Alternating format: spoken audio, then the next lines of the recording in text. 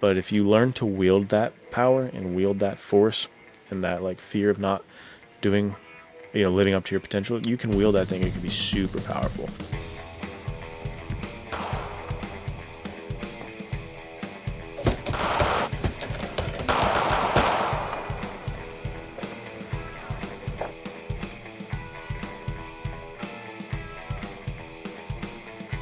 Guys, welcome in. Welcome back to the Men's Adventure Fiction podcast.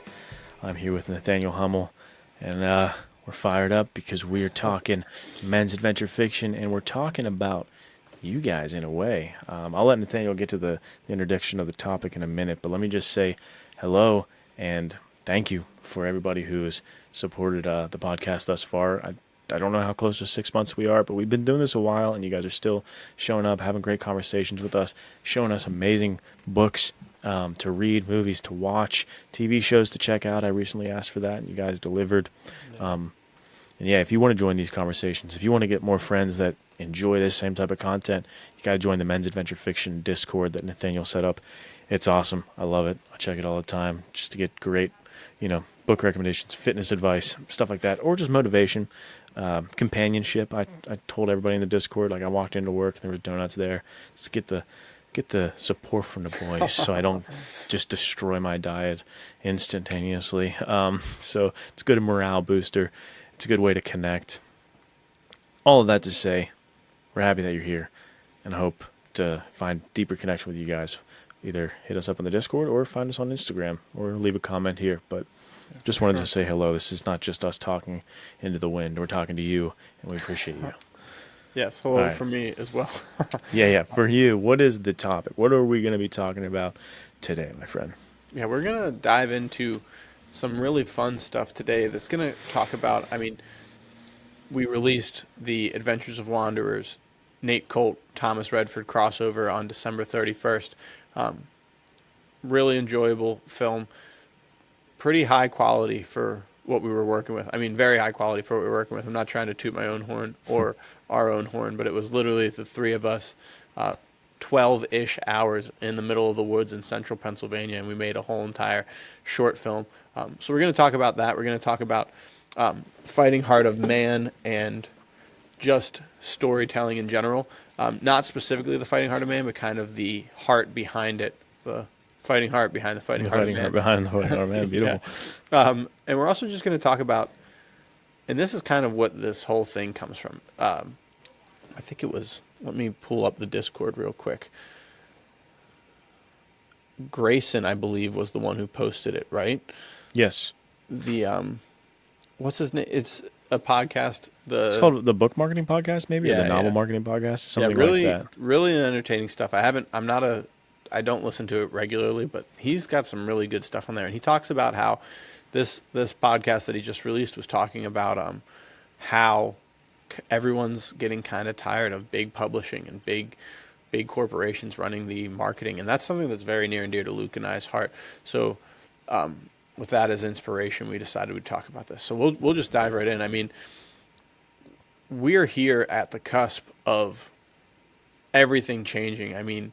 Literally as we speak, Hollywood is on fire, actually like burning down. And that's where so much of production is. Production has moved a lot to Georgia over the past few years because I think Netflix is based out of there. I read rumors years ago that they were talking about doing something in New Mexico and Santa Fe. So they've kind of have gotten away from Hollywood specifically because I think taxes out there are pretty rough. But we lived through the past 10 years one of the most incredible storytelling feats of all time with the Marvel Cinematic Universe. And, you had that culminated in Endgame and then the Spider-Man No Way Home, I think that was what it was. And then everything after that has just kind of been a stinker. You and I were talking on the phone, like, I don't even know if I want to go see the new Captain America movie because the Falcon and the Winter Soldier TV show really just didn't do it for me. So it's like, and then Star Wars has been absolutely butchered by Disney. It's just like people are seeing these stories that are very near and dear to us, the fans, as just a cash cow. And they're not putting people who love them in front of helming these stories. And it's really showing how, like, nobody. I have a Disney Plus subscription now, almost solely because my daughter loves watching Bluey and Curious George and Bear in the Big Blue House, and those are the only places I can get those. I mean, heck, I could probably get them on YouTube. So maybe it's time. I haven't watched any of the new Marvel stuff. Marvel's What If was actually pretty interesting to me, but it's not interesting enough because of the stuff that's built around is just kind of falling apart. So I don't know what's your take on that idea. Yeah, first off, the fires happening. You mentioned that. That's insane. And if you're in LA, Yeah, praying for you because that is for horrifying. sure. Our hearts But go out to you guys. yeah, outside of that, back on the actual topic, it just made me think of that and wanted to share some love to the people who might be in California. But yeah, on the topic, to your point, it's been studios, it's been money driving these franchises in a weird direction. And of course, the elephant in the room, like the political messaging and like the overt hit them with the agenda. Like Yeah. people are sick of it, and that's what that video and the book marketing podcast. Maybe we're butchering that, but that video that was posted in the Discord, it talked about that, where it was talking about trends in publishing and these secrets that were revealed in this conversation. And dude, that video should fire you up so much if you're a creator, because you're learning that the biggest publishing houses are selling less than what we're selling. You and me, and like you can do this on your own and make more than them. And to do what? I mean, what do they give you? They take away all your creative control. You get to keep all of it and make just as much potentially or more with your own devices, because the whole world is shifting and saying, dude, I'm sick of these corporations. I'm sick of people, telling me what I want to see. I want stories to be like they used to be, where it was like entertainment, where it was actually like more focused on story than you telling me either what's going to come down in 5 movies, this crossover, look out for it's going to be sick, or like the overt messaging. Yeah. And so this time period, this shift that's happening culturally, where people are, and it talks about this in the video, where people are going to church more, people are looking for classic stories more. It's very interesting. Like, think men's adventure fiction, and me and Nathaniel, we've been talking about this. Like, it is about to have its revival. It is about to come back. You need to get on this train now. Like, if you've been afraid, like, I don't know if I can write these kind of stories, do people even read? Yes, they do. Yes, they still want these stories. I do. They're waiting. We're waiting for you to pick up the pen and write, or pick up the camera and start filming. The gates have been open. There's no longer a need for any of these systems to work in your favor. You don't have to like fight your way for a publishing contract. You don't have to get your script seen by the right person to get a movie made. It's time to find a different angle, find a blue ocean strategy that takes you to having your own career, money in your pocket for stories that you told that came from your heart. That's what's exciting to me about this, and that's what got me fired up when I was watching this. I immediately sent it to Casey because he's not in the Discord, but I sent it to him, and I was like, this video, it's funny. Every point he made is basically what him and I and Nathaniel, you and I, like the 3 of us, have strategized for ourselves for Veritas. Right. It's like, this is the plan. Right. Make more traditionally masculine stories. Make, these movies outside of the system. Right, with strong moral values. Right, strong moral compass, and focusing on entertainment, focusing on making it fun over anything. Right, exactly. Well, and to that point, I mean, I mentioned it earlier. I told you guys I was disappointed with where Yellowstone had gone, because I 100% subscribe to the messages in Yellowstone almost completely. Like that show is great. I love the stories, but as soon as they start saying the messages aloud to me, I'm like, all right, I can't watch this anymore. There's no Right. point in watching it.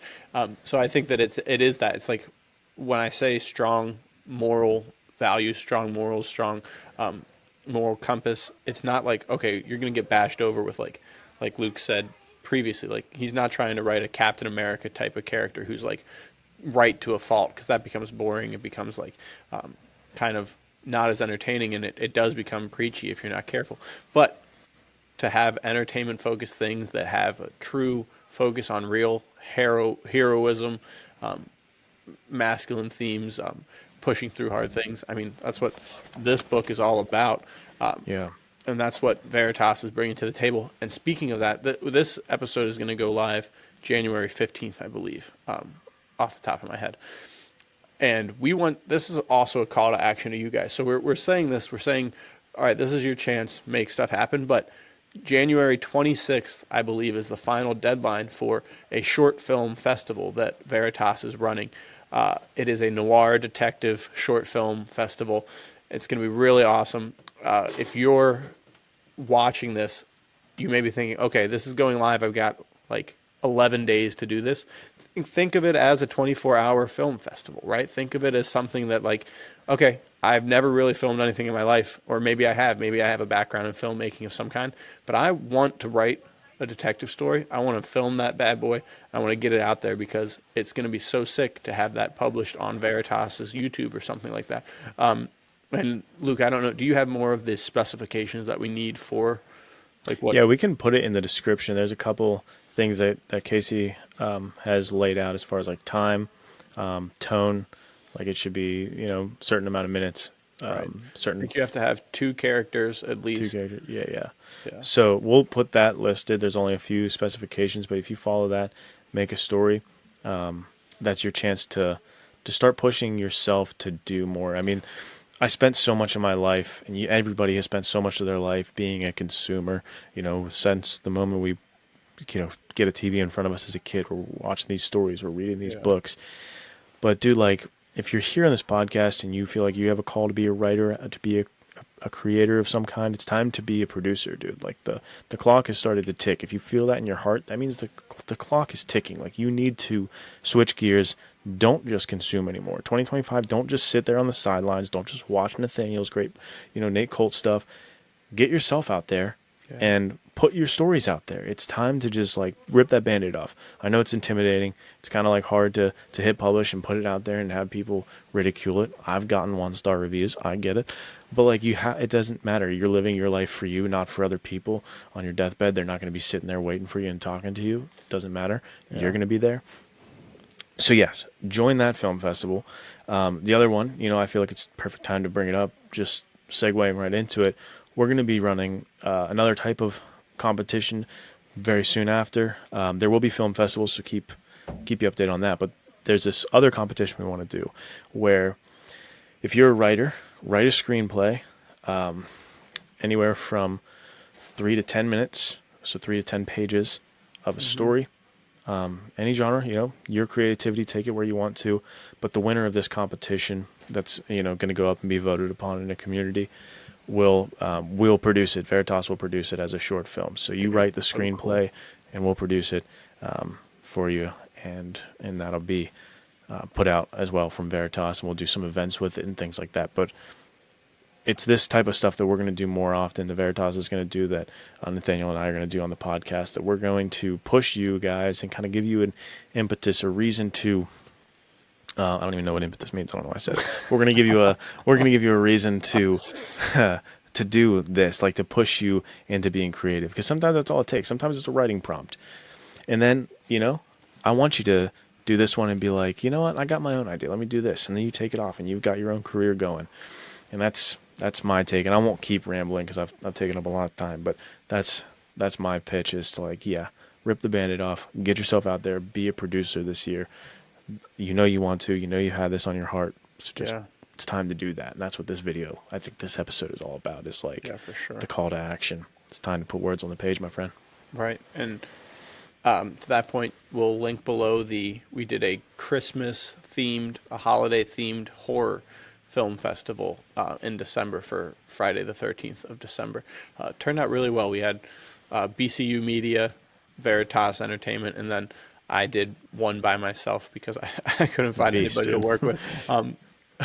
Yeah, very fun, very cool stuff. And this is what it is. It's like you don't necessarily need to have a really good camera. Use your phone. Just come up with ideas. I mean, I know for me, when I've got a very vivid imagination, I see things when I'm reading a book, I'm seeing them flash before my mind like a movie. So I see things in like a shot sequence, and I'm sure that I'm not the only one. So if you're listening to this, you're like, oh man, I've had a really cool idea floating in my mind, but I'm not a good writer, but maybe I could do it in a visual medium. Submit that puppy. Send that in. Make it happen. You got 11 days. Take a day or two, write out a script, grab a buddy, shoot the film. I've got a baby coming on the 16th is the due date, but we're recording this on Saturday the 9th or the 10th. I don't even know. It's Friday. I'm not sure It's what the the hell I'm 10th. talking about. Tomorrow, it's Sunday. Dude, I'm all over the place. A couple days, I'm having my brother-in-law and my sister-in-law's boyfriend come over, and we're going to try and do something. We're going to try and make it happen. 6 days before a due date, you got to try and push content out because that's what it's all about. You're trying to make stuff that you want to see, which brings us to Fighting Heart of Man, which is what I'm talking about. This is kind of where we get to, like, it is what it is. I mean, this is how the podcast started in the first place. The same way that Fighting Heart of Man started. We were just talking, and up until this point in my life, I've had friends who love this genre, who love stories, but over the years that their passion has faded. They've moved on to different parts of their life, and I'm only the only one in my friend group really who's held on to this so much. So I've always kind of felt this, like, man, it's so sad that, like, my poor wife just has to listen to me rant about Chester Drum, Shel Scott, James Bond, Indiana Jones, Nathan Drake to her nonstop. That poor girl knows so much about these characters because I just talk about them all the time. She's read. I read her random lines of Nate Colt stuff that I've written all the time. Before I post any single episode of The Adventures of Wanderers, she's always like, all right, the audio was too loud on that part. You got to change that. You spelled adventures as adventurers. That's not right. I think that was actually my sister-in-law who pointed that out. And stuff like that. So then I met Luke, and it's like, dude, there's other people who love this genre as much or more than me. That's insane. And so we're like, all right, well, both love this. Let's start talking about it on a podcast. And then we both love this. We both like writing. Let's write something that's a short story collection about this genre. And I think that you, as the viewer, you're here watching the Men's Adventure Fiction podcast. There's only one reason, and that's because you like Men's Adventure Fiction. There's no chance you made it to episode 20, 26, 27, 28, whatever we're on now, unless you love this genre. Maybe you can't write, maybe you can't film, but you can give it a shot. Find a buddy, find someone in the comments section, find someone in the Discord. Start a podcast. Start writing stuff together. Work together as a team. Do it on your own. Jump into the Discord. And I mean, we have the weekly writing prompts, which I really need to restart for the new year. We should try and do 52 weeks of prompts. So Be sick. I think we're already past. We got our homework assignment. We'll do 51 weeks of prompts. It's stuff like that. Like just get into, and this comes back to what Luke keeps saying, build that Rolodex of contacts, meet new people. Maybe you're like, oh, I promised myself I'd never go on social media.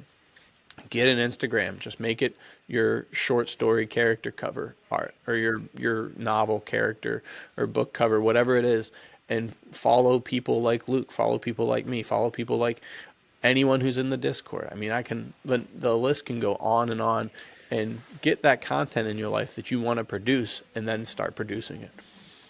Yeah, dude. And if you're listening to this, like, dude, I don't care about writing. I don't care about any of that.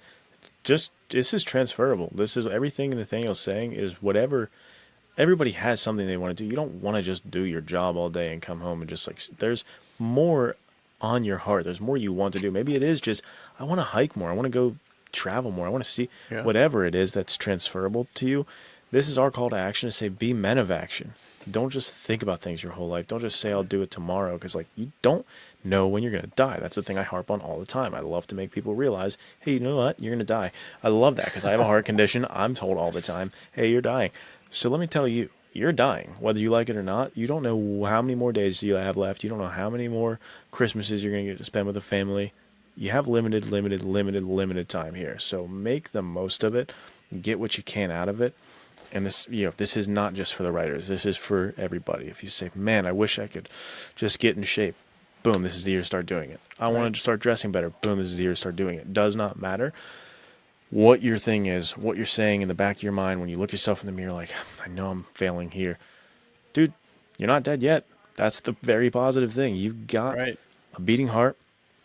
You've got, the chance to change things. That's what's beautiful about being here in this moment and being able to listen to this podcast and say, I'm ready to make a change. You could do that. Yeah, so dudes, if you wanted to write, if you want to do this, then I suggest just lay it all out there, dude. Just give it a shot this year. And, what is exciting to me is like who is to say what you can do, who's to say what you can't, since the gates are all down, to be as creative as you possibly want to. We did the short story collection together. We're gonna do the short film and then a feature film together. It's like it's whatever your mind, whatever your creativity can limit you to do, that's the limit.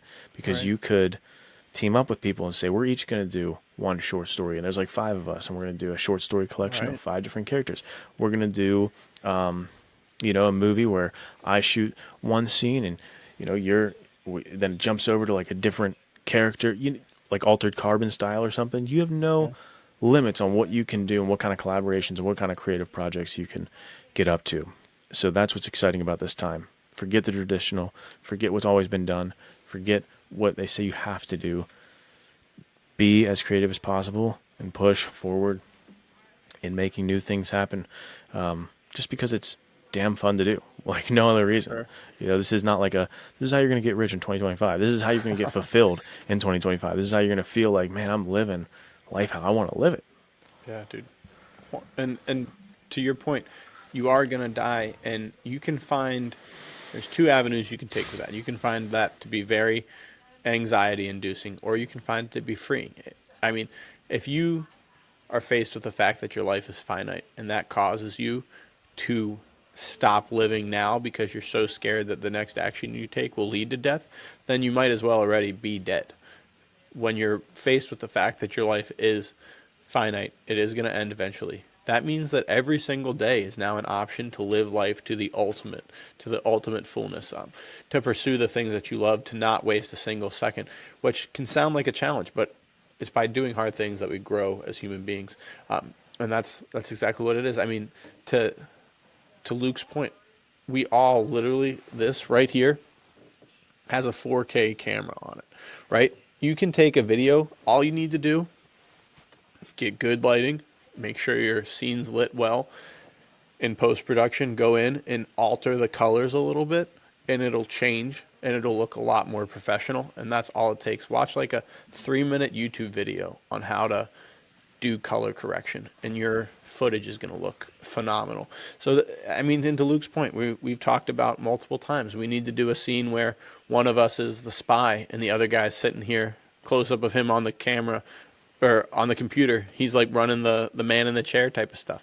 We can do a back and forth of that, and you can have a whole entire thing where Luke lives 5 hours away, 6 hours away, 4 hours, something like that, and we'll be in the same exact movie, filming the same things, just like that. So Right. the technology that we're blessed with today, I mean, the fact that you can self-publish books, the fact that you can do all of these things is so within reach. The fact that I can,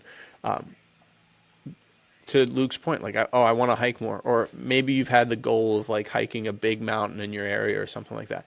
There's apps that you can connect to your like treadmill, and it can Yeah. mimic the pace and the way that you climb the mountain. Or you could just go out and find a hill and climb that yourself, or go do stairs at the local place. I think that we just got to take advantage of the freedom that we're given. Yeah, dude. It's, The it's time that we're living in. Oh, go ahead. Sorry. yeah, like you said, it's not because I'm going to be the next Martin Scorsese, although that would be sick, but it's because I love making content. I love, Right. and I don't know how many of you guys, Luke and I talk about it all the time. How many of you guys were out there running around with the boys with sticks, sword fighting, and then it became like training swords from Amazon and and airsoft guns, and you just always had this love for that. It's like, I can guarantee you one of my favorite things about making the Adventures of Wanderers is that I get to run around shooting guns at my friends, and we get to have a really fun time doing it. And that's the best part. At the end of the day, I mean, choreographing the fight scenes, the ones that Luke and I did, and then the ones that I did recently for season 3 of the Adventures of Wanderers, there's just nothing cooler than going through, getting punched, falling on the ground, getting back up, ducking a punch, throwing a jab. It's just so much fun. Diving for a pistol, dude. It's literally like all the stuff that you do by yourself as a kid. Now there's someone opposite you that's fighting back. So it's really cool. So if Yeah, for nothing else, do it for that reason. just to have some freaking fun. Yeah, and like you said, the point of the technology really stuck out to me because things we have. I think Casey told me this the other day. He sent me something with this involved in it, where it was said like the best equipment they had in the '80s is the worst stuff we have now. Like, there's no excuse for you to not. There's no excuses anymore, really, when it comes to that type of thing. When it comes to technicalities or like the technical pieces or the gatekeeping, like all of that is being removed with the technology. Right. It's all this. It's all the mind that's blocking people now, where it's whatever kind of excuses or different mental blocks that you have about doing it it's going to be the biggest barrier for Right. sure. And it is for me too. I'm not saying it's not. Like, I procrastinate more than I need to. We, like you said, we've been talking about that idea, the spy one, for how long? Like, we could pull the trigger. We Yeah, could we do that. could do that right now. Yeah, there's no reason for us not to do that. It's the mental blocks that get us. And that's one of the points I want to be able to, make sure I say here during this episode, is that you have to become a little bit unreasonable, a little bit willing to get obsessed or not be balanced to get things done. Like, Nathaniel, I want you to think about how many hours and how many deep, deep nights we had staying up, finishing, fighting hard and man, and like getting it where it needed to be. Or like today, for example, I'm coming off of being up from 12 a.m. to 6 a.m. and then going in through a full day of work. And then here we're doing, it's, 10:55 now. We're going to be up later doing 2 interviews back to back. Like, that's not my, when I say this stuff to my counselor, he's like, you got to get to bed at like 8 o'clock. I'm like, no. That might be healthy. It might be balanced. I'm willing to go the other direction because I'm getting things done. You got to be willing to like invest in this and like be a little bit unreasonable to get this done. Yeah. And it's all about that like tenacity and self-belief and being able to push yourself. And don't always live like that, but be, getting something you're that passionate about that you're like, dude, I'm seeing this through, and you fight that hard for it. It feels good. Like, it's just, the dog is here for it, dude. He heard you. He's pushing boundaries. He's ready. But no, I mean, all this to say, you just have to be willing to push yourself harder and get through the mental blocks and realize that when you're fighting a worthy fight like this dog to get on the lap, it's going to be worth it in the end, dude. It's going to be worth it in the end. And I don't want people to have the mental blocks or have this or that, excuse be the reason they didn't get something done, because then the end of the day comes and you're never going to feel as fulfilled. You're never going to be able to Then look the yourself bad in the guys mirror. win. Yeah, the bad guys win, dude. You're standing around there just wasting your potential, and I don't like that. Yeah, very well said. Yeah, it's just so cool that we've got all this stuff at our fingertips. I mean, it's crazy that I wouldn't even know you if it wasn't for the technological advancements that we have. So I mean, and I think that we all are interested in a callback to the old days, to the way things were. But it's also like, you can't lose sight that we have it really, really good now, and that the potential that there is for great content coming from us is higher than it ever has been before. So yeah, I think it's so cool. I think that this conversation should jump us into, I mean, we've done this before, but let's do like a little update on what we're working on, how a writer to writer, a filmmaker to filmmaker, stuff like that. Let's talk about that. Let's start first with, we've touched on it a little bit over the past couple weeks, couple episodes, but let's talk about meeting up. I think it was November 11th. We met up for the first time, 2.5 hours from each of us, I think it was, and it was just a random state for us. Yep. Yeah, dude. I think that's a great example of your want and need for comfort and kind of status quo is pretty strong. So like when we were planning that, cannot lie that in the back of my head I was like, dude, that I don't know. I'm gonna have work. I gotta like take off work. I gotta find a drive. So there's like part of my mind that's like, I wish there were a reason I shouldn't do this. But then telling myself like, dude, that's like this again. Do I want to live my life where we didn't get to make this, and like that I just sat there and I was not inconvenienced? So now, is that better? No, it's better to be inconvenienced, to take the trip, to go do that, and it was 150% worth it. It was like the best day of the year. For me, it was so much fun. Yeah, it was so much fun. But just our natural instincts as people is to be like, looking for that excuse. Go ahead. Yeah, and to that point, it's like, okay, I have a finite amount of time, right? And this is a full day commitment that we're talking about. We're talking about driving Yeah. 2.5 hours one way, which means you got to drive 2.5 hours back. So 5 hours of driving. Right. And then I've got a family, I've got a Yeah. wife, I've got friends that I like to hang out with. And it's like, okay, by doing this, I'm now saying that I can't be doing those other things. And just the way, it's not like there's a finite amount of things that I mean, there is because it's just how it is, but it's not like there's, my wife's like, oh, you've hung out with too many people this week, can't hang out with anyone else. It's like, no, I'm like that. I'm like, all right, I need to invest time in my family because they're the most Right. important thing to me. So I know Yeah. that now spending all of my free time that I've got in this 14-hour day, 15 to 16-hour day, um, that's gonna take its toll. And so it's like, and also it's the most fun that you can have, but it also is work. It's physically demanding, strenuous Yeah. work. So, I mean, I think I woke up at 5:30, 6 o'clock, something like that, left Yep. because we were meeting at 8:30 or 9ish. We get there. I scout out a couple locations, a couple spots to shoot some stuff, and then we get suited up. We go out. I mean, Luke gave me a birthday present because it was a bunch of sick men's adventure fiction books. So thanks, dude. I never thanked you on air for that. You're a You're beast for good. that. And then we go out there and we just start doing it. There was three of us. It was Luke, me, and Casey, and we had no one else to be the videographer.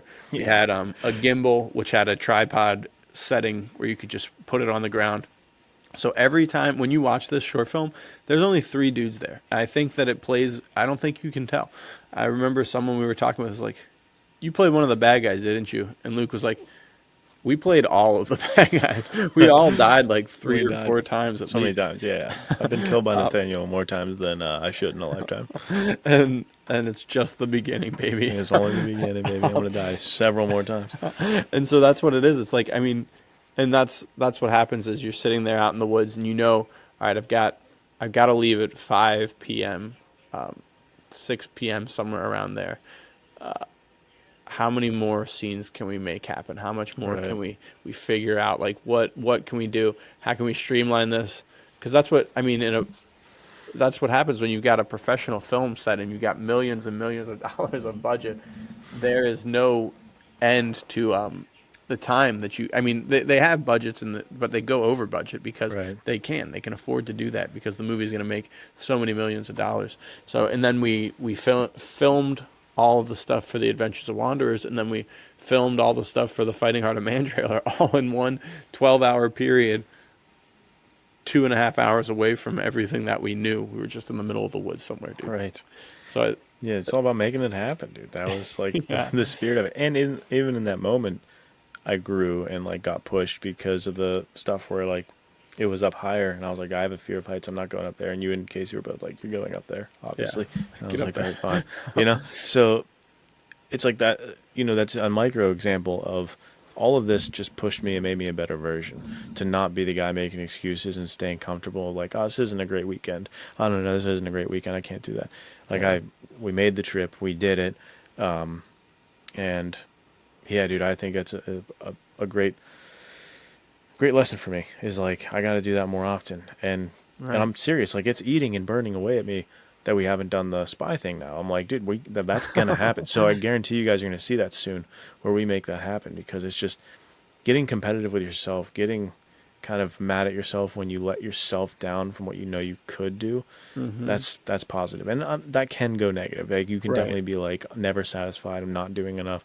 You can definitely crap on yourself, but if you learn to wield that power and wield that force and that like fear of not doing, living up to your potential, you can wield that thing. It can be super powerful, and Right. you can become a better version of yourself by constantly being like, dude, you're dogging it.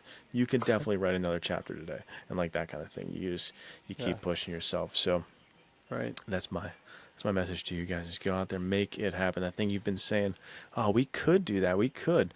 I bet you we could. Stop saying could and start putting like a Yeah. date on it. Be like, all right, we're Right. We meeting did. this the 17th. We did it. Right. And that's what's cool too is like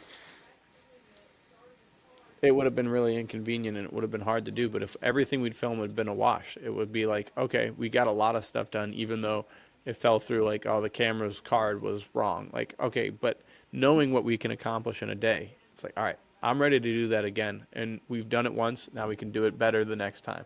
We can keep improving on the formula that we have. I mean, that's how it's been for everything with the Adventures of Wanderers. I have the first season's 8 episodes, the second season's 3. There's been 3 kind of like one-off standalones, and then this is the 4th one. So that's 15 episodes. I Beast. lost 16 episodes, something like that. And every time that a new episode comes out, there's stuff that I learn and stuff that I get better at and stuff that I'm able to streamline and figure out.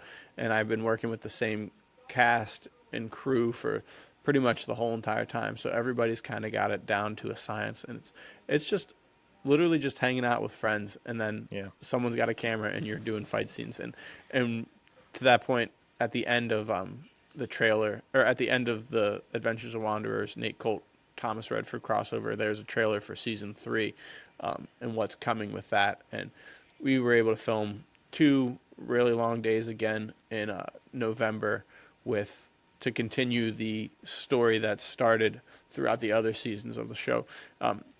It's linked below if you want to check it out. It's fun. It gets better every episode, like I said, and this new stuff I think is going to be very high quality. Nate Colt is infiltrating a war criminal's base of operations to steal an ancient tome because a girl came and found him in the middle of the woods when he was kind of like on the run,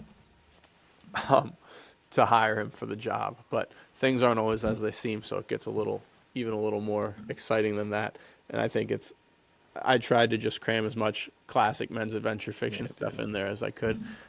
And we'll link the trailer or add it to the end of the episode or something so you can see what it looks like, because it was a really fun trailer. So yeah, I'm super excited for you guys to see that. I'm so grateful for my team that I work with. They just hustle. They always get stuff done. They're willing to drive long distances to make content, and they love being a part of it and love just hanging out. And I think you can see that. I mean, Nate Colt has killed some of these guys like 100 times at this point. I mean, there's one guy I always get into a fist fight with. He's an absolute legend. Jake, I know I'm talking about you. And it's the same thing. There's just like so many people. I could list names on names on names because it's just so cool to have a team that wants to do it. And I think that's what we kind of like limit our mind. It's like once you're able to get things rolling, you're going to have so many people around you who are like, oh yeah, I've always thought it'd be cool to do like a fight scene or something. Exactly. And you're able to build up this Rolodex and get people lined up. And next thing you know, you've got a web series going. It's not great, but it's getting great, So Right. So sick. Yeah, that new Nate Colt season has a couple screenshots within the trailer alone that could be executioner covers. You know what I mean? Like they're just Thanks, perfect man. men's adventure fiction Yeah. at its peak. So, I mean, good dude, good for you just for like making this content happen. And like you said, it was a kid's passion taken into a man's mission. Like Right. that's what you got to do. Is just like keep trying and push it and it's such a good practice in not caring what people think either, because of course me and you were involved in The Crime Story, which is going to be a feature film that just literally, technically on paper, a couple nobodies are going to try to do. Like, and you could definitely have people be like, what? Like a feature film that's kind of like outside of your expertise. You don't have the money for that. You don't have the scope for that. Like, what are you going to do? What are you going to make a feature film? Like, yeah. Yeah. Like I am. Hell yeah. Oh, yeah, I actually are. And yeah, it might just be a learning experience. It might not be a financial success. Maybe we look at it and we're like, ooh, that didn't turn out so well. But then we learn what didn't turn out so well. And it's like, dude, Right. I think you got to invest a little bit more in your audio or something like that. And so then the next film, because we're not going to stop, we're not going to let a little failure discourage us. We're going to do the next film and keep learning, keep building the blocks until we have something that we're super, super proud of and that people are really engaged with. And it's just like, this mindset, I think it's not for everybody maybe, but it is for me, where it's like I'm willing to fail publicly and like learn publicly to do this. Yeah. Because dude, this is the life I want to lead, and I also want it to inspire other people. The least of not the least of which, but like the first and foremost, like my own kids. Not that I want them to be filmmakers or writers too, but for them to see like my dad had a dream that he had as a kid, and he didn't give up on it. He didn't let it Right. go. He actually stood and fought for it. So when I'm saying, guys, follow your dream, do what you want to do, I'm not lying to their face, because I'm like, well, you're just like, you just gave up and did like an easy path. Like, you just did a job, Dad, and I know you wanted to Yeah. do this instead. Like, no, I want to show them that, like, I actually fought continuously towards that, and fighting towards that. If you take failure as a learning opportunity, you're just going to slowly improve. Again, not like you said, you're not going to be Martin Scorsese, maybe. So what? I'm doing what again, I'm just living how I want to live. And that should be all that counts. Right. Yeah, dude. The dad lore, dude. I mean, The dad the lore. trend on social media now. But I want to have. I mean, even just the fact of having the Adventures of Wanderers episodes, that Thomas Redford Nate Colt episode, dude. Yeah.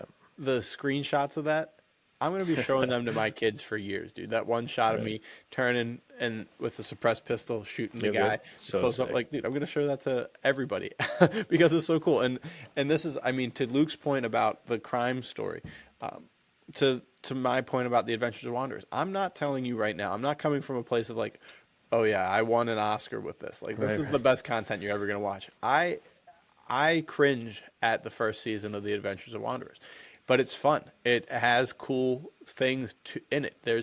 And this is what it's all about. It to me is like, I'm doing this because it's something that I love to do, and it's something that my mind would be thinking about all the time, and it's something that I want to do as a hobby. And if I'm able to do that, forget about the money. If I can do this in any way that there's some longevity to it, right, where I'm able to just do this for the rest of my life, even if it's just as a hobby. Obviously, I would love to do this and make money. I'd love to make Nate Colt stories, crime stories, detective noir, a Thomas Magnum remake or Yeah, spinoff, like baby. something like that. Literally anything. Mission Impossible. I would love to do that for a living. The odds of that happening pretty low. Am I gonna still keep making the content? Hell yeah, dude. That's what it's all about. That's why, like Luke said, if the crime story fails, which I don't think it will, because these dudes are badasses. To be involved with Veritas in any way is an incredible honor, and they've got great plans, great things coming. If it does fail, like I said, I don't think it will. They're going to keep punching. They're going to keep fighting. They're going to keep making it work.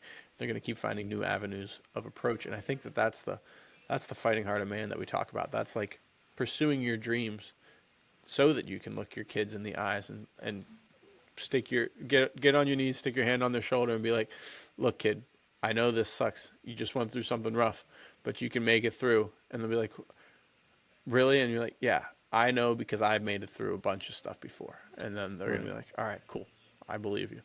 And Right. that's what it's all about. Heck yeah, dude.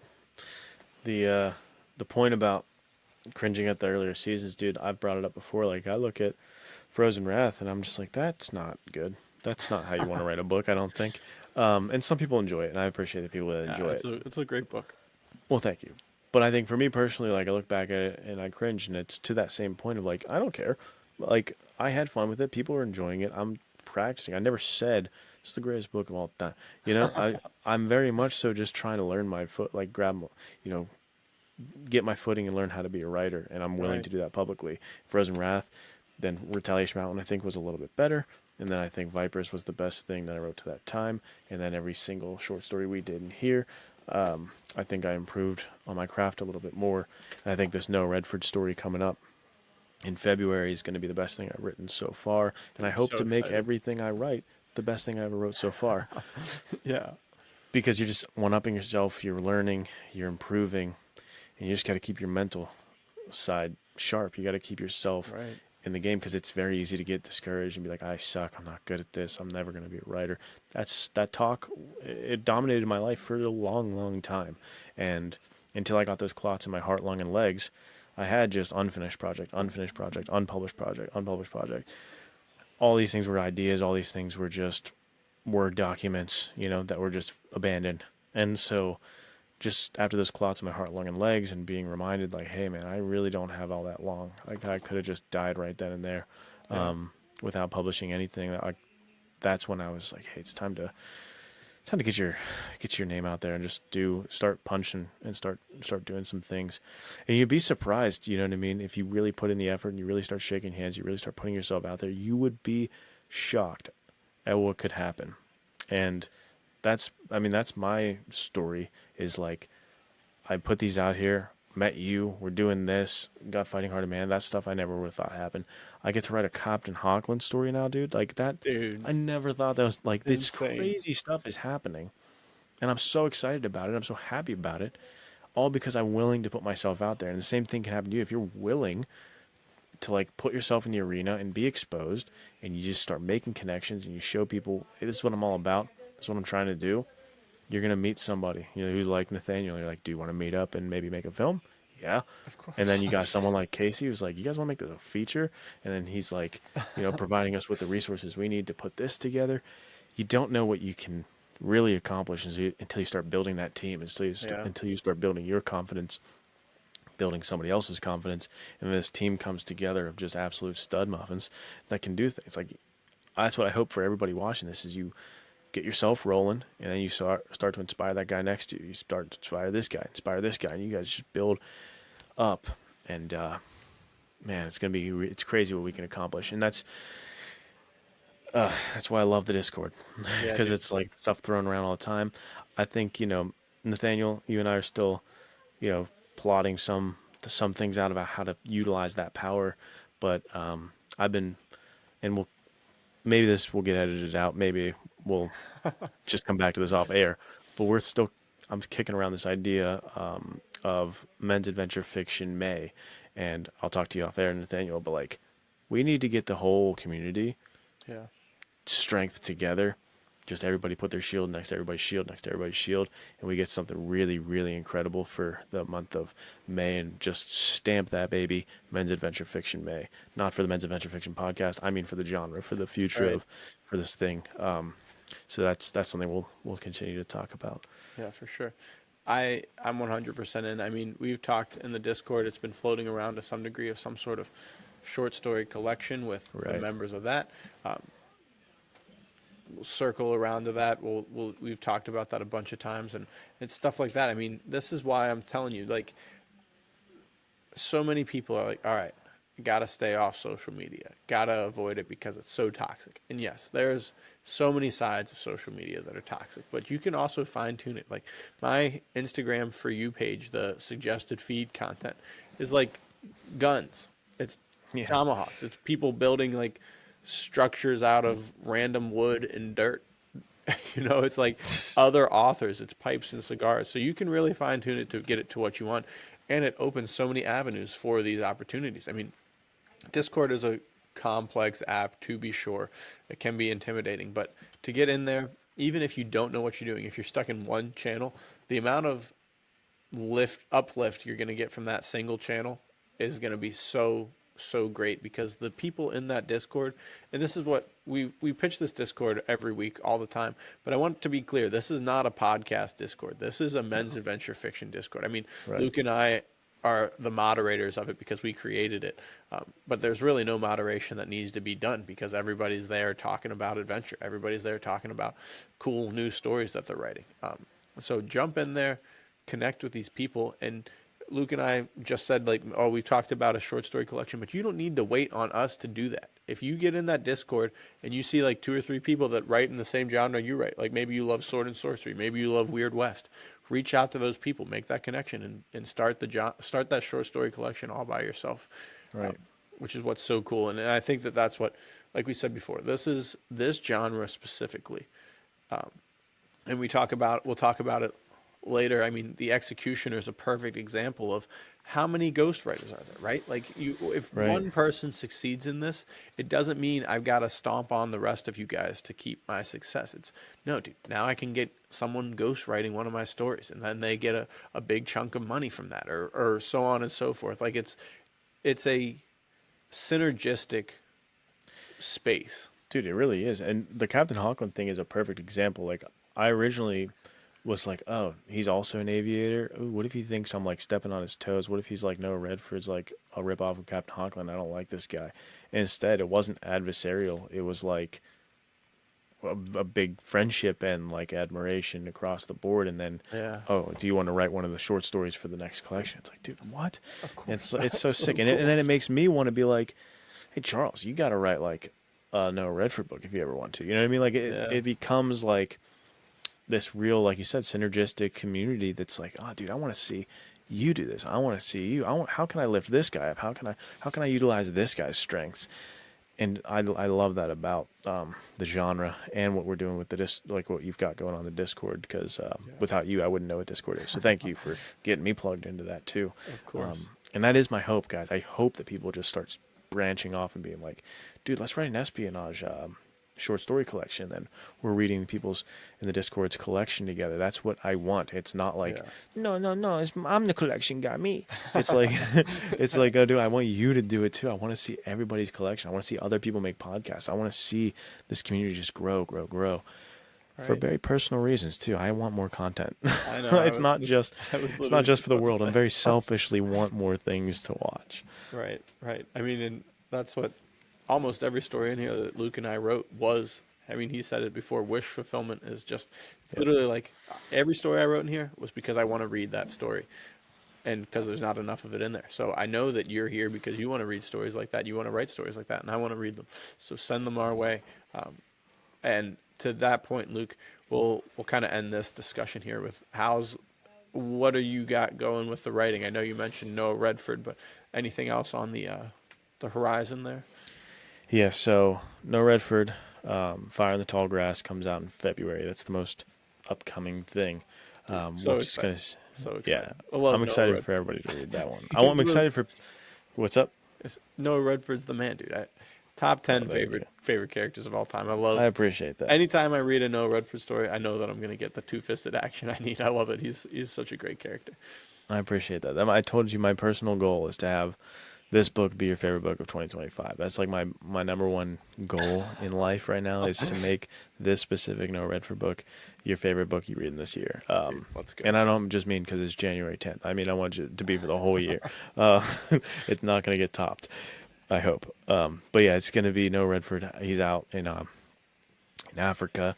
He's in this hunting camp. He's helping kind of keep lions at bay from this community.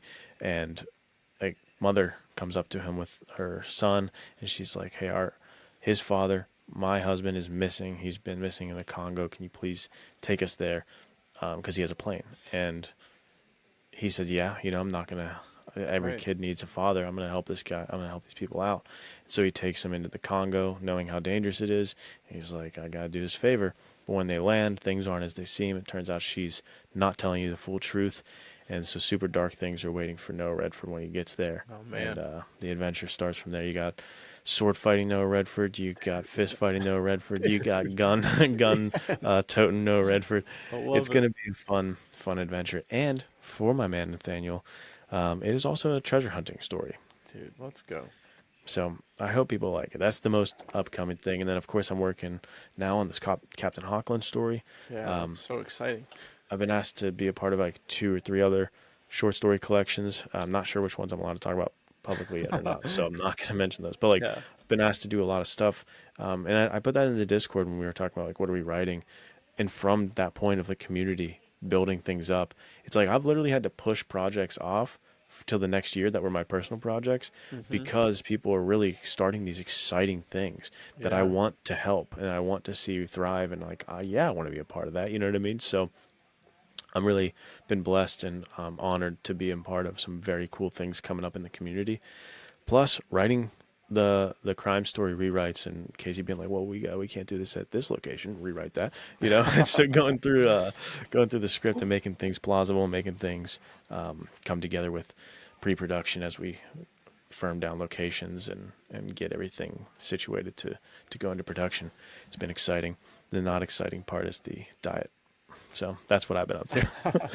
Yeah, that's so cool, dude. Very, very exciting stuff. I love seeing all this content, and it's like you said, it's an honor to be requested to do all that, but you deserve it, dude. You're such a great writer. The content that you create is, I mean, it's peak men's adventure fiction. It's right on the nose for it. So I love it. Very cool. How about you, man? What are you cranking out? Because you are my favorite men's adventure fiction writer at the moment. I gotta tell you, man, I appreciate Jock alone. If you guys haven't read Fighting Heart of Man, Giacomo Ferrantino in the Change of Heart story, Chef's Kiss, my favorite story in the whole thing. Thanks. I really appreciate that. I just finished right before the new year. I finished the rough edits for a full length novel of Nate Colt stories. Dude, yes. Yeah, it's pretty fun. I really enjoyed writing it. It started as just I was driving home from work and I had in my mind like, oh, this would be a cool opening scene, and I literally started like mentally dictating. I was like, what the heck am I doing? So I pulled out my voice recorder and I just did it. And this actually came from you and me talking, and my writing style is very action oriented, fast paced. The goal for me, because I love action and stories, I love action movies, I love, like we talked about before, I love the Mission Impossible movies, I love the John Wick movies, just like nonstop action. Um, and so I really feel like I thrive and do well in a shorter story form because before the action gets too tedious, the story's over. So I said to Luke, I was like, I feel like a fraud. I don't think I could ever write a novel. And so I started writing this one, and I got 20,000 words in, and it came to a pretty clear break. The case went cold, essentially, because it is noir inspired. And I was like, all right, I could end it here, or I could end it here and come back to it as like a sequel book or a sequel short story, or I could really like push my mind and try and figure out how to make this a feature length story. And Yeah. so I took probably 2 weeks, worked through the plot in my mind. I really never do any sort of format of like writing stuff down in outline. It's always just kind of letting the story be told to me because that's what I enjoy. But this one I had to outline, at least in my mind. I never wrote anything down on paper, but I had it all locked in. And then it became kind of boring to write. But then things slipped in that I wasn't expecting. New exciting twist came. So encouragement to anyone who's a writer: don't be afraid to do totally off the cuff writing. Don't be afraid to do outline writing. Learn to do both because it'll be good to have them both in your armory, your your weapons of Right. warfare for writing. So the basic story is Nate Colt is hired by a very beautiful woman to find her husband who has gone missing at the same time as her family heirloom, a sculpture of Julius Caesar, has gone missing. Um, Sick. he works really hard to figure it out. Then things just kind of go absolutely out of control from there. Um, really fun story. I had so much fun writing it. So that is, I'm working through edits, revisions, send it out to a couple people to get any feedback that they think doesn't work, and then I'm going to go back in and work on that for a possible like third, fourth quarter 2025 release, or maybe early 2026. And then the only other thing that I have, I mean, there's a couple things I have on the writing thing. Um, there's a possible something coming from us at the Men's Adventure Fiction podcast. Not going to say too much, but it will have something. It will be a relation of some kind to this short story collection, but we'll keep that close to the. And it may not be what you think. Yeah. So you might have Yeah, to there put you your go. thinking caps on to figure out what it is. Yeah, you're gonna have to work hard for this one.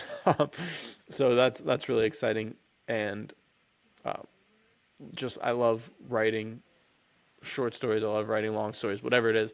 But I have in mind for definitely a release this year is 6 short stories, Nate Colt short stories, and 2 of them are going to be crime noir esque. 2 of them are going to be treasure hunting, and 2 of them are going to be spy espionage, kind of James Bond type of stories. And they're all So going to be sick. with Nate Colt, and it sounds hard to believe, but they will make sense with each other working through them, because you got to believe me. Just trust me. Dude, I Not like, trust you. You're a great writer. thanks, dude. It's not like I was like, all right, new character who's pretty much just a clone of Nate Colt, and now he's a spy. But it is all canonically, they all line up in Nice. timelines. I mean, they're jumping around different times and periods, but very fun. I mean, one, he gets hired to find ancient Greek scrolls from a philosopher who's supposed to have never written something. So that's the treasure. He's got to find these scrolls, which is Great pretty treasure. cool. Yeah, lots of fun. Another one, he's hired to infiltrate enemy lines in a civil war in war-torn France. So it's Perfect. stuff like Dude, that. Yeah. peak men's adventure fiction. Let's go. Well, Nate it's Cole. thanks, man. I just love so many different movies, so many different stories have influenced me Yeah. to write stories like this, and it's like I don't know why there aren't more of them. So I'm trying to do my part. You're So crushing it, dude. thanks, dude. And then only other thing is the season 3 of the Adventures of Wanderers. Heck yeah. We have 2 episodes already filmed, so I got to get onto the cutting room floor and edit those bad boys up, and then hopefully another meetup with you is in order sometime in the next couple months, and we'll Oh yeah. film a sequel to the short film we filmed last time, and then maybe after that do some stuff for more season 3 of the Adventures of Wanderers. So Dude, heck it's yeah. a bright It's future. exciting times. Exciting times. And I hope it's exciting times for all you guys too. I want to see what you guys come up with in 2025, how you move the genre forward, how you start building communities, how you start inviting people into what you're doing and bringing people along for the ride, because Yeah. that's what we need. We need more people stepping up and as leaders and stepping up as writers to give the world some classic men's adventure fiction that we've been starving for so long, because everything that's even supposed to be men's adventure fiction is like, hey, this isn't doing it for me. This doesn't seem like the movies I used to watch. It seems a little different. Yeah, So yeah. let's get back to it. Let's get back to the game All right. together. And start off by, I know, 11 days. That's the timeline, dude. Try and submit something for the Veritas Entertainment Noir Detective Short Film Get your compilation. fighting heart of man ready Yeah, to dude. get in that fight. You know Bring what I it. mean? It's gonna take some inconveniencing yourself. It's gonna take some stressing yourself. It's gonna take some long hours. It's exactly what you need to have that fighting heart and to make what you want to create, the type of content you want to make. So Yeah, for sure. I like that call to action. Yeah, and I mean, to Luke's point, I would love to see drop a link to your short story collection, drop a link to your web series. I Yes. love taking. I mean, and Luke, like Luke said, this is very selfish. Like we're pitching for you guys to write and make stuff because it's good for So you, we can rate it. but also, yeah, I want more men's adventure content. I love it. I love getting to read this stuff. I mean, I literally listen to audiobooks of men's adventure fiction all the time because I drive for work. So it's like, dude, any more you can give me? Yeah. I'm eating it up. Just send it my Perfect. way. Yeah. So end segment time, Mr. Nathaniel. Before we jump into it, can I say a few quick words on Den of Thieves 2? Yeah. Give a little review. Yeah, dude. All right. Just to follow up and close the loop on last episode where we talked about Den of Thieves. As you guys know from listening to that episode, Den of Thieves is one of my favorite movies of all time. So I've been hyping this movie for a while. I've been tracking it on IMDb for years. And so I had my own little idea of what it would be in my head, Right. especially because it was called Pantera. And I don't know if anybody's like familiar with that band Pantera and their songs. Like The Walk is very famous, or just called Walk. Super intense heavy metal music. And so I pictured a even more gritty, even more kind of masculine version than Right. the first one, where it was just like down and dirty, like heavy metal Pantera. I pictured like when the title sequence came up, like the Den of Thieves 2 came up, that we'd get some heavy metal riff from Pantera, and it'd be like, here we go, this is like gonna be some badass movie. And it wasn't that at all. It was not what I expected at all. It had a really European vibe to it, and like this like heist film, more akin to like Mission Impossible or like some of the Fast and Furious, where they're in like other Mm-hmm. countries and stuff. And we're globe trotting, and it's got like so much humor to the point where my wife was enjoying this movie for the first half way more than me. She was over there just having the time of her life, dude. And I was just, I don't know, why is this not as serious as the first one? And I was kind of butthurt for a second, but then once I shifted in my mind, hey, I'm just trusting this filmmaker. I like this a lot, actually. It pleasantly surprised me, and I hope, and we talked about this a bit, I hope that since it's so different and so original, the people who had problems with the first one seeming too much like Heat or too much like other films for them, I feel like hopefully you give this one a shot and realize, man, this is sick, because it is a great men's adventure fiction heist film, Yeah. and I had so much fun with it. Like, it That's is awesome. a highly entertaining film that I was telling Nathaniel this morning, like, I don't, it might be better than the first one, just like based on the fact that it is wholly original, and Yeah. like some of the sequences were just so dang good, dude. I can't wait for everybody to see it and tell me what they think, because I'm sure there's people who don't like it, but that movie, I think, could spawn the next Fast and Furious, the next Mission Impossible franchise. Yeah. It was so much fun, so I'm not disappointed. But just wanted to give my 2 cents on that movie. Yeah, that's a great review. Very exciting. I'm really happy to get the chance to see it eventually, with this baby coming. A Yeah, it's gonna little, be a minute. yeah, It's gonna yeah, be a it'll be minute. a few seconds, but super cool. Glad to hear that it's cool that you were able to mid watch kind of reframe your mindset, because that's, I mean, it is. I feel like every time I watch a movie, it's like I'm really a slave to my expectations on this. So Yeah, if I'm able to come in with no expectations, it's always such a better experience for me. definitely helped see my wife just like literally having the time of her life over there, like getting fully animated involved with the movie and like That's cool. semi like clapping in her seat and doing stuff. And I'm just, all right, maybe this is a good movie. And I was like, Yeah. this is fun. This is a good time. It's just so much different than I expected, Right, right. but it was Which awesome. is certainly jarring. Right. But that's neither here nor there with our end segment. We wanted to talk about some book recommendations. With it being winter, at least for us where we live, it's cold, staying inside a lot, doing a lot of movie watching, hopefully a lot of book reading. We were saying I need to read a little more this Yeah. season. Been in writing mode too much. But what book recommendations do you have for the people? This actually comes from, so this was recommended to me by an Instagram follower, Ronin Swordsman 76. Check him out. He's a beast. He's awesome. Yeah, he's the first person I ever met in my whole entire life that had read Chester Drum stories, um, Nice. without me telling him about it. So really cool dude. Right. But he suggested Jack Higgins. Famously, I think his most famous story is The Eagle Eagle has Has landed. Landed. Yeah, which is really interesting because it's almost like a sympathetic story to Nazis. It tells the story of like a Nazi group trying to infiltrate England to capture or kill Winston Churchill, which is crazy.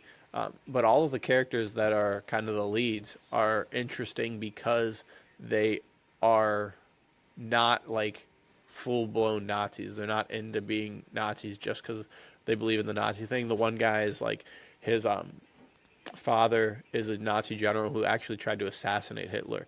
And so they've got his father captured, and that's how they're able. I mean, he's like a soldier for the Germans because he's patriotic and he feels responsible to his country, which like it's tough. I feel like if I was I like to imagine that if I had been a German in 1940s, I would have been like, dude, this guy hates Jews and is ruthlessly murdering them. I think I'm gonna not subscribe to that. But who could say? I'm Right. luckily I wasn't. I never have to even think about that. Um, but so he was a soldier and he was a good soldier. But now he's got his father in prison, and they're like, all right, well, if he lives or dies is whether or not you take this job. Then the other guy's an IRA character who just hates the English. So they were like, we're going after the English. He's like, all right, sign me I'm up. in. Like, say less. Very interesting book. I can't. It was great writing for sure, but very. I don't know if I can recommend it because it is somewhat sympathetic to Nazis. Very very Right. It's strange. very. Yeah, that's a bold move, Cotton. See how it works out for you. Which is crazy because then they made a movie with it from, and a very popular movie. It had Michael Caine, Robert Duvall, Donald Sutherland. Like, this is a big deal, and they're Beast all of a just, cast. Yeah. yeah, they're all just playing Nazis. So weird take. Which, like I said, good book, very enjoyable book, but much more enjoyable for me so far is called A Game for Heroes by Jack Higgins. This dude's got a very vast library of stories, so check any of them out because so far they've been really tight action sequences, really fun stories, really cool like special operations in World War II has been the vibe so far. But A Game for Heroes takes place with the character, I think his name is Owen Morgan. I've been listening to it all day, so I should know. But he's a special operations guy for the British, and he gets hired for one last job. Dude lost his eye in a knife fight, something like that. Dude, beast. Crazy. He's got a switchblade that he's really good at throwing. Carries a suppressed Mauser, and he's quick on the draw with it. Has one of the coolest fight sequences I've ever read, where he like the bad guy jumps and grabs his gun and twists it away, and then he throws him, and both of them roll up, and Owen's got his knife ready for the throw, and the Nazi's got his Luger ready for the draw, and it's like it's just so good. Awesome. So definitely check it out. The first half is the much better half, in my opinion. The second half is kind of like shifts tonally a little bit, becomes a little more dialogue heavy, and the action is a little less, but Very, very good book. So I'd recommend checking out some Jack Higgins. Thanks to Ronin Swordsman 76, dude. My man. Really appreciate that. What about you, brother? Awesome. What do you got for recommendations? Well, I lied to your face when we talked ahead of time about what we're gonna do. I actually changed my thing Nice work. mid you talking. I was like, you know what? I actually have a better thing I want to talk about. And I'm also gonna throw you under the bus and make you talk again because you know a little bit more about it. But I wanted to tell them about what we're reading together a little bit. The Yeah, Sicilian. dude. Right now we're reading the Sicilian, and it's like a sequel. It's the second book Mario Puzo wrote, if I remember Yeah, correctly. He Mario wrote Boots. yeah, he wrote The It's like Godfather. Godfather .75 almost. Right. I feel Be- like.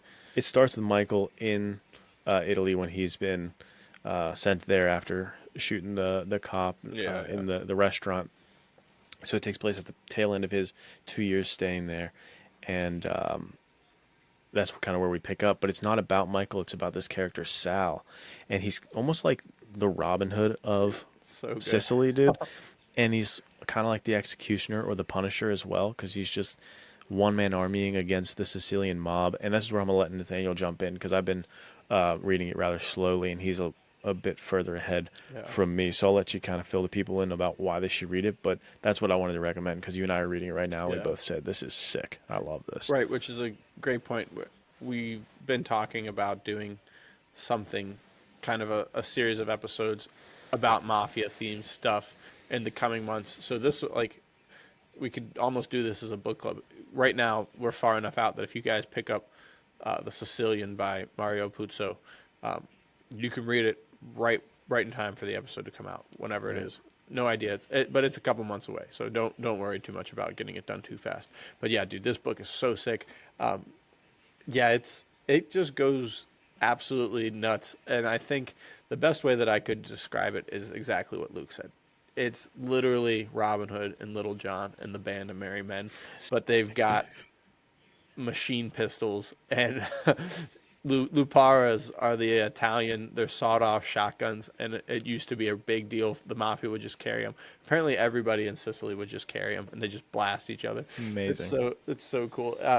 It's very much like you read it and you want to get your best bud and you want to just go out in the mountains and start robbing people and giving the money to the poor because the government's taking too much money. And that's literally the whole concept of the book. So good. And then it's intertwined with like a little bit of political drama with the socialists versus like the Christian Democrats because the Italians are very like strong in their faith. But then it's like, are the socialists going to give money to the poor or are they going to make the world worse? And it's just really interesting to have that. And then the background also of the mafia is Sicilian. They always talk about the friends of the friends is what they call it. Yeah. So everything is like Tori. The way the audiobook says his name is Salvatore Giuliani. So they call him Tori Giuliani. He's like the king of Sicily, but then Don Croce Malo is the other king, like the real king of Sicily, and he's the mafia. So you got all these like interweaving tensions, and then there's political strife, and then there's romance, and you have an incredibly romantic classic figure of a Robin Hood character. I mean, Luke sent me the text messages. Like, he's got the way that he's described. There's like a poster of him. He's got two pistols stuffed in his waistband. He's wearing a white tank top and like just bulging muscles. It's like, dude, this is so cool. I wish I could go live in the Sicilian mountains and go through the cave system and have a band of merry men and we just Right, dude. rob the rich and give to the poor. It's such Yeah, I remember sending you that. Like, I picked the book up because we were talking about that mafia episode, and Yeah. where I was like wanting some mafia stuff, and I just rewatched The Godfathers, and I was like, all right, let's see what Mario puts this guy got to give. And my friend Dom, his dad reads a lot of Mario Puzo, and Nice. he said either the fourth K or the Sicilian he would recommend for me. So I looked at the two plots and I was like, I'm going Sicilian, dude. And I started reading it and I immediately was like, dude, Nathaniel's got to hear about this, because I did not expect it to be as men's adventure fiction as it was. Yeah, I was thinking, in line with The Godfather, it's going to be a lot of like dark rooms, back alley dealings, like very cool intrigue plot, different than what I'm used to reading. But then when they started, like, it was that scene or that thing I described that you just described, when they were saying what he was wearing, I was like, okay, wait a second. This is just a character from the books where we love. Like, this is the character we love. And I like put two and two together. Like, dude, is this about to be the Punisher in Italy with Mario Puzo writing? So I'm super happy with this book, and glad you're liking it too. Glad that you're further ahead and it still stays good, because I'm excited to lock in for this one for the rest of winter and kind of finish it out. Because between all the writing, it's definitely taking me a minute to get to the. Yeah, I totally understand, dude. It's hard to. I mean, that's the whole thing we talked about in this episode is creating content. It's hard to do that, but it's also good to take in other content to kind of recharge the batteries of your creativity. But yeah, so these are two really good options to check out. Heck yeah, guys. That was another episode in the bag. Thank you so much for coming in, spending some time with us. It was so much fun, as always. Anything you want to leave them with, Mr. Nathaniel? I think just, like we said, don't hesitate to shoot an email to mensadventurefictionpodcast@gmail.com. Don't be afraid to leave a comment. Join the Discord. Follow us on Instagram. Shoot us the stuff that you're making. Like we keep saying, we love reading this content. We love seeing this content. Make a short film in 11 days, drop it in there. We'll have all the details for that competition, not competition, the festival, in the description, so you can see. Yeah.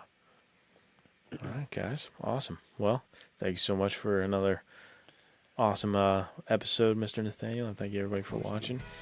We'll see you next time.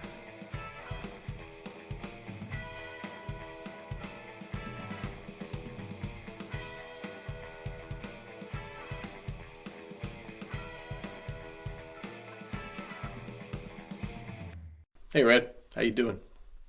Any chance you're interested in a job?